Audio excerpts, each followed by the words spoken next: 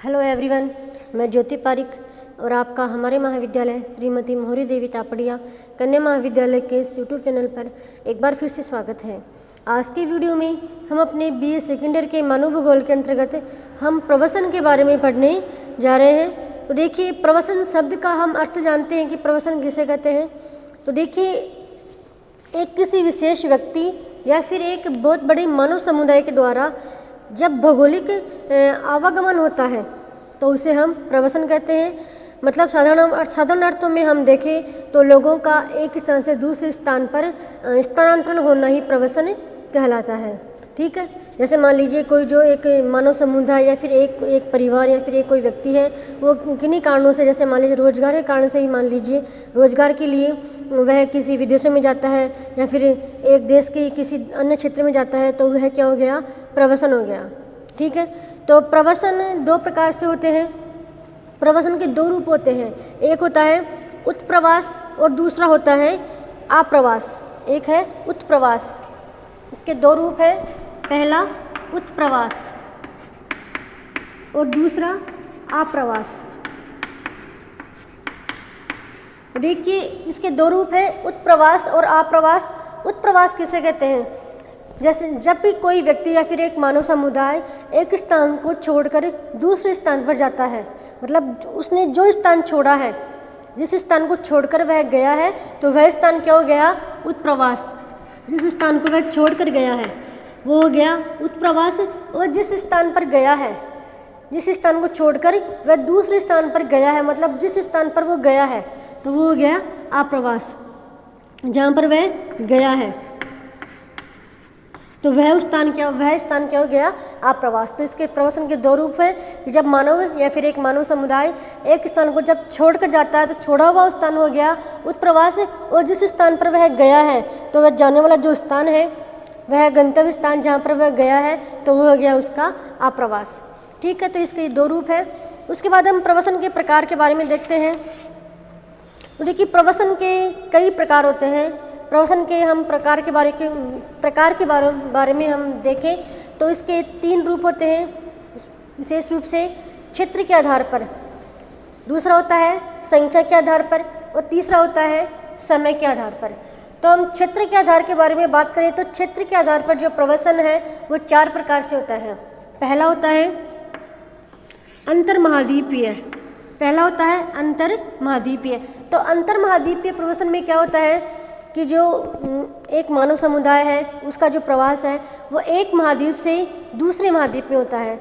मतलब कोई भी जो व्यक्ति है वो एक महाद्वीप से दूसरे महाद्वीप में जाता है तो उसे हम अंतर्प्रवास कहते हैं। जैसे यूरोप महाद्वीप के जो लोग हैं वो उनका अधिकतर प्रवसन कहाँ है, उत्तरी अमेरिका महाद्वीप में। मतलब यूरोप महाद्वीप के जो लोगों का जो प्रवसन है वह उत्तरी अमेरिका महाद्वीप में है। तो इस प्रकार से हम कहेंगे कि लोगों का या फिर एक मानव समुदाय का एक महाद्वीप से दूसरे महाद्वीप में जो प्रवसन होता है उसे हम अंतर्महाद्वीपीय प्रवसन कहते हैं। दूसरा है अंतर्राष्ट्रीय प्रवसन। देखिए, अंतर्राष्ट्रीय प्रवसन में क्या होता है कि एक ही महाद्वीप के जो राष्ट्र होते हैं उनमें आपस में प्रवसन होता है। एक ही महाद्वीप के जो सभी राष्ट्र हैं, जैसे एक राष्ट्र से दूसरे राष्ट्र में लोग प्रवसन करते हैं। जो मानव समुदाय है वह मानव समुदाय एक राष्ट्र से दूसरे राष्ट्र में जाता है। जैसे एशिया महाद्वीप के जो विभिन्न राष्ट्र हैं, जैसे भारत है, चीन है, तो भारत के जो लोग चीन में जाते हैं तो वह क्या हो गया, या फिर चीन के लोग भारत में आते हैं तो वह क्या हो गया, अंतर्राष्ट्रीय प्रवसन। मतलब एक महाद्वीप के ही जो विभिन्न जो राष्ट्र है उनमें आपस में प्रवसन होता है, उसे हम कहते हैं अंतर्राष्ट्रीय प्रवसन। उसके बाद है अंतर्राज्यीय प्रवसन। तो अंतर्राज्यीय प्रवसन क्या होता है कि एक राष्ट्र के ही जो विभिन्न राज्य हैं उन राज्यों में ही आपस में प्रवसन होता है। मतलब भारत एक राष्ट्र है और भारत के ही राज्यों में आपस में, जैसे कोई राजस्थान का जो व्यक्ति है वह बिहार में जाता है, या फिर बिहार का जो व्यक्ति है वो पश्चिम बंगाल में जाता है। तो इस प्रकार से एक राष्ट्र के राज्यों में ही आपस में जो प्रवसन होता है उसे हम कहते हैं अंतर्राज्यीय प्रवसन। एक राज्य से दूसरे राज्य में स्थानांतरण। ठीक है, उसके बाद हम देखते हैं अगला है स्थानीय प्रवसन। स्थानीय प्रवसन का मतलब है कि एक स्थान में ही, मतलब एक बहुत ही बड़े क्षेत्र में आपस में ही एक दूसरे से स्थानांतरण होता है। जैसे राजस्थान राज्य है और राजस्थान के ही जो विभिन्न जिले हैं उन जिलों में ही जो प्रवसन होता है, मतलब एक जिले में दूसरे जिले से जब व्यक्ति जाता है तो वो होता है स्थानीय प्रवसन। ठीक है, तो ये हो गया हमारा क्षेत्र के आधार पर प्रवसन। पहला है अंतर्महाद्वीपीय, जिसमें महाद्वीपों में एक महाद्वीप से दूसरे महाद्वीप में प्रवसन होता है या फिर स्थानांतरण होता है। दूसरा अंतर्राष्ट्रीय, जिसमें एक राष्ट्र से दूसरे राष्ट्र में स्थानांतरण होता है। तीसरा है अंतर्राज्यीय, जिसमें एक राज्य से दूसरे राज्य में स्थानांतरण होता है। और स्थानीय, जिसमें स्थान विशेष में ही स्थानांतरण होता है। उसके बाद हम देखते हैं संख्या के आधार पर प्रवसन। देखिए, संख्या के आधार पर भी प्रवसन 3 प्रकार का होता है। पहला होता है वृहद संख्यक, पहला है वृहद संख्यक। तो इसमें क्या होता है कि एक बहुत बड़े मानव समुदाय के द्वारा जब स्थानांतरण किया जाता है तो उसे हम कहते हैं वृहद संख्यक प्रवसन। दूसरा है मध्यम संख्यक। मध्यम संख्यक का मतलब है कि कुछ परिवारों के द्वारा, मतलब 8-10 परिवारों के द्वारा ही जब एक स्थान से दूसरे स्थान में स्थानांतरण किया जाता है तो उसे हम कहते हैं मध्यम प्रवसन। उसके बाद तीसरा है अल्पसंख्यक। अल्पसंख्यक में है कि कुछ लोगों के ही द्वारा, मतलब कुछ 5 या 10 लोगों के द्वारा ही एक स्थान से दूसरे स्थान में स्थानांतरण किया जाता है, उसे हम कहते हैं अल्पसंख्यक प्रवसन। ठीक है, तो संख्या के आधार पर 3 प्रकार का हो गया। वृहद संख्यक, जिसमें बहुत बड़ी मात्रा में प्रवसन होता है। दूसरा है मध्यम संख्यक और तीसरा अल्पसंख्यक। उसके बाद हम देखते हैं कि समय के आधार पर प्रवसन। देखिए, समय के आधार पर भी प्रवसन 2 प्रकार के होते हैं मुख्य रूप से। एक होता है स्थायी प्रवसन और दूसरा होता है अस्थायी प्रवसन। तो देखिए, स्थायी प्रवसन में क्या होता है कि जैसे मान लीजिए कोई परिवार है, वह परिवार रोजगार के कारण से या फिर अन्य कारण से एक क्षेत्र को छोड़कर दूसरे क्षेत्र में जाकर बसने लग गया और परमानेंटली वह उसका जो पूरा परिवार है वहीं स्थायी रूप से निवास करने लग गया, तो वो हो गया स्थायी प्रवसन। ठीक है, वह मतलब कोई व्यक्ति रोजगार के लिए दूसरे क्षेत्र में जा रहा है और वह अपने पूरे परिवार को साथ में लेकर जा रहा है और स्थायी रूप से वहीं अपना निवास बनाकर रहने लग जाता है, तो उसका वो हो गया स्थायी प्रवसन।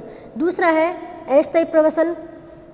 तो देखिए, अस्थायी प्रवसन में क्या होता है कि कोई व्यक्ति है जो रोजगार के लिए किसी दूसरे क्षेत्र में जा रहा है और वह फिर 5 महीने, 10 महीने, 12 महीने के बाद फिर वापस अपने घर पे आ जाता है। ठीक है, और 2 महीने घर पे रहने के बाद फिर वापस अपने स्थान पर चला जाता है। तो इस प्रकार से जब इस प्रकार की जो स्थानांतरण होता है उसे हम कहते हैं अस्थायी प्रवसन। मतलब कि जब भी कोई व्यक्ति या फिर कोई मानव समुदाय है वो स्थायी रूप से वहाँ पे नहीं रहता है, मतलब कुछ समय के लिए वहाँ रहता है और कुछ समय के पश्चात वापस वह अपने निश्चित स्थान पर आ जाता है, उसे हम कहते हैं अस्थायी प्रवसन। ठीक है, तो अस्थायी प्रवसन के भी 2 प्रकार। देखिए, सीमेंट उद्योग के बारे में देखें तो जो यहाँ पे सीमेंट का जो विकास है, सीमेंट उद्योग का जो विकास है वो विशेष रूप सीमेंट उद्योग का जो विकास है वो विशेष रूप से सोवियत संघ जो रूस है, रूस में, जर्मनी, ब्रिटेन, इटली, फ्रांस, इसके अलावा हंगरी में भी यहाँ पे सीमेंट उद्योग का विकास किया गया है। तो यह है यहाँ के रूस के प्रमुख उद्योग। ठीक है, उसके बाद हम यहाँ की जो जनसंख्या है उसकी बात करते हैं। उद्योगों के बाद में हम रूस की जो जनसंख्या है उसकी बात करते हैं। जो जनसंख्या का घनत्व और वितरण है उसके बारे में देखते हैं।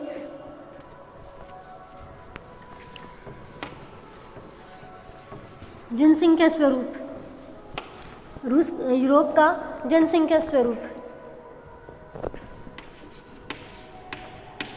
जनसंख्या स्वरूप। तो हम जनसंख्या में देखें तो यूरोप महाद्वीप में भी विभिन्न क्षेत्रों में विभिन्न तरीके से जनसंख्या पाई जाती है। किसी क्षेत्र में जनसंख्या का जो जमाव है वो अधिक देखने को मिलता है, किसी क्षेत्र में मध्यम प्रकार से जनसंख्या पाई जाती है और किसी क्षेत्र में बहुत ही कम न्यून जनसंख्या पाई जाती है। इसके अनेक कारण हो सकते हैं। तो हम यूरोप महाद्वीप में देखें तो इसके घनत्व के आधार पर इसको 3 भागों में हम विभक्त करते हैं। पहले है कम जनसंख्या वाले क्षेत्र, दूसरे हैं सघन जनसंख्या वाले क्षेत्र और तीसरे हैं अत्यंत सघन जनसंख्या वाले क्षेत्र। तो हम सबसे पहले जो कम जनसंख्या वाले क्षेत्र हैं उनके बारे में बात करते हैं। कम जनसंख्या वाले क्षेत्र, कम जनसंख्या वाले क्षेत्र। तो देखिए यूरोप महाद्वीप के ऐसे क्षेत्र जहाँ पर जनसंख्या बहुत ही कम निवास करती है, केवल 15 व्यक्ति प्रति वर्ग किलोमीटर में निवास करते हैं। या कम जनसंख्या वाले क्षेत्रों में जहाँ पर केवल 15 व्यक्ति, जिस क्षेत्र में केवल 15 व्यक्ति प्रति वर्ग किलोमीटर में निवास करते हैं, उन क्षेत्रों को रखते हैं कम जनसंख्या वाले क्षेत्रों में। और यहाँ के जो प्रमुख जो क्षेत्र हैं कम जनसंख्या वाले, यहाँ पे 3 क्षेत्र हैं। पहला है टुंड्रा प्रदेश, दूसरा है पर्वतीय भाग और तीसरा है दक्षिणी पूर्वी रूस। पहला भाग है टुंड्रा प्रदेशीय, दूसरा है पर्वतीय क्षेत्र और तीसरा प्रदेश है दक्षिणी पूर्वी रूस। ये 3 क्षेत्र है यहाँ के जहाँ पर जनसंख्या का निवास बहुत ही कम है। पहले जो प्रकार के जो क्षेत्र है वो टुंड्रा प्रदेशीय क्षेत्र है। यहाँ पे टुंड्रा प्रदेशीय क्षेत्र में जो जनसंख्या का निवास बहुत कम होने का कारण ये है कि यहाँ पे बहुत अधिक मात्रा में ठंड पड़ती है, तापमान बहुत कम रहता है, वर्षा न्यून होती है। तो जो मानव के लिए जो आवश्यक जो अनुकूल जो दशाएं हैं वो दशाएं यहाँ पे नहीं पाई जाती है, इसलिए यहाँ पे जनसंख्या बहुत ही कम निवास करती है। उसके बाद अगले क्षेत्र है पर्वतीय क्षेत्र। देखिए पर्वतीय की जो ऊंचली चोटियाँ हैं वहाँ पे हमेशा सदैव बर्फ जमी रहती है। वहाँ पे कृषि के लिए कोई संभावना नहीं है, यातायात की कोई सुविधा ही नहीं है। तो इन सभी जो असुविधाएँ हैं, इन सभी असुविधाओं के कारण से वहाँ पे जनसंख्या का निवास बहुत ही कम पाया जाता है। ठीक है, तो इसमें हम देखें तो यहाँ के जो यूरोप के जो स्कैंडिनेवियन जो पर्वत हैं, स्कैंडिनेवियन पर्वत के जो ऊंचे भाग है वहाँ पे जनसंख्या बहुत कम पाई जाती है। इसके अलावा ऊंचे आल्पस, कार्पेथियन और जो काकेसस जो पर्वत श्रेणियाँ हैं वहाँ भी जनसंख्या बहुत ही कम पाई जाती है। उसके बाद हम देखें जो तीसरे प्रदेश है दक्षिणी पूर्वी रूस। तो देखिए दक्षिणी पूर्वी रूस में आर्द्रता बहुत ही कम है, बहुत गर्म तापमान है, तापमान बहुत ऊंचा रहता है, वर्षा बहुत ही कम होती है, बिल्कुल न के बराबर होती है। वहाँ पे खनिजों की प्राप्ति बहुत कम होती है, बिल्कुल नहीं है खनिज भी, और कृषि की भी वहाँ पे कोई संभावना नहीं है, सिंचाई के कोई साधन नहीं है। तो इन सभी असुविधाओं के कारण से वहाँ भी जनसंख्या का जमाव बहुत ही कम देखने को मिलता है।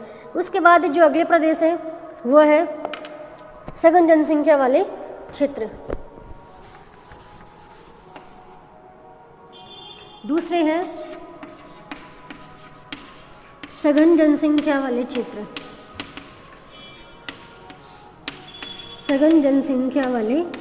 क्षेत्र। तो देखिए ऐसे क्षेत्र जहाँ पे जनसंख्या घनत्व 100 व्यक्ति प्रति वर्ग किलोमीटर होता है, 100 व्यक्ति प्रति वर्ग किलोमीटर।